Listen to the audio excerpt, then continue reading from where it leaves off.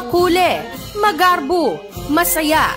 Makanyandeng selubong ning Don Honorio Ventura State University ing pamaglunsad na ning Bacolor o ing sandang Bringing Arts and Culture on Local Repository.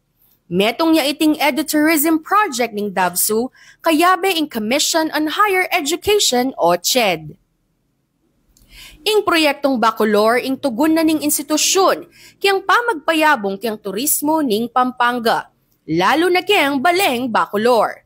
Kiyang pamitagong iti, aliwaliwang klaseng kultura at kalalangan, ing pepakit ning proyekto karang memanyatang abisita. Kayabe king proyekto ing pamaglunsad darang aliwaliwang cluster, kalupa ning culinary, dukit, literary arts, parul bakulod, sacred vestments, performing arts, ampong visual arts. Kayang kapamilatan ning local government ning Bacolor, kaya bela naman din kayang barangay kayang pamag-showcase karang aliwa-liwad ang produktong tatak bakulod. Dakal ding pamagtanghal at palabas ing pemalas dareng estudyante ning DAVSU.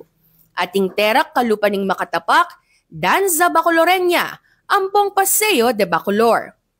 Kayang pamaglunsad ning proyekto, meging highlight la naman ding samot-saring murals, miniature art, ampong digitization darang sikat a simbahan kayang Bacolod.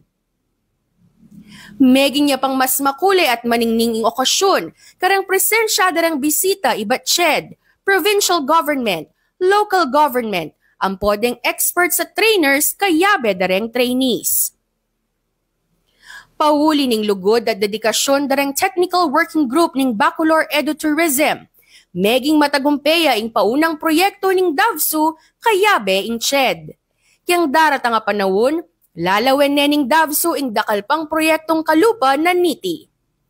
Pasalamat ladeng pamunuan ning eskwela kareng egan-egan ng partners kiyang binyadang oras at suporta kiyang proyekto.